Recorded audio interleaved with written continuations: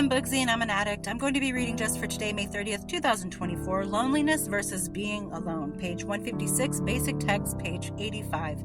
Sharing with others keeps us from feeling isolated and alone. There's a difference between being alone and being lonely.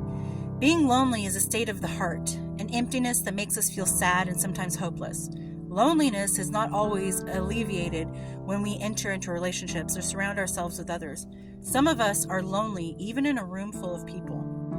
Many of us came to Narcotics Anonymous out of the desperate loneliness of our addiction. After coming to meetings, we begin to make new friends, and often our feelings of loneliness ease. But many of us must contend with loneliness through our recovery.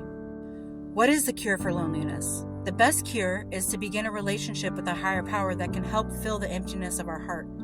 We find that when we have a belief in a higher power, we never have to feel lonely. We can be alone more comfortably when we have a conscious contact with the God of our understanding. We often find deep fulfillment in our interactions with others as we progress in our recovery. Yet we also find that the closer we draw to our higher power, the less we need to surround ourselves with others.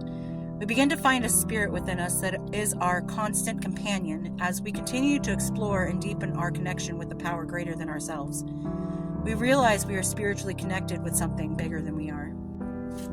Just for today, I will take comfort in my conscious contact with a higher power. I am never alone. Something that I have come to realize is that I am alone a lot, but I don't feel lonely. And I think it's because I'm becoming more comfortable in my own skin and the things that I do and the thoughts that I have.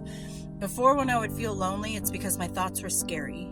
And I know I have mentioned it before, but there are times when we were using that even with a group of people, you're so alone. And you don't know what battle each person is going through. And I know personally my battle would be, why am I doing this? Why am I here? Who are these people? Why do I associate myself with these people? And I would feel more lonely every time. Like, even if I'm talking to somebody and I'm telling them how I'm feeling and they're just not getting it, I felt lonely because it's like, who can I tell how I feel and they understand? And now I'm getting to the point where in my recovery, I am comfortable with who I am. I'm comfortable with discovering what I like and how I think, and my thoughts don't scare me anymore. My thoughts are more productive and more progressive.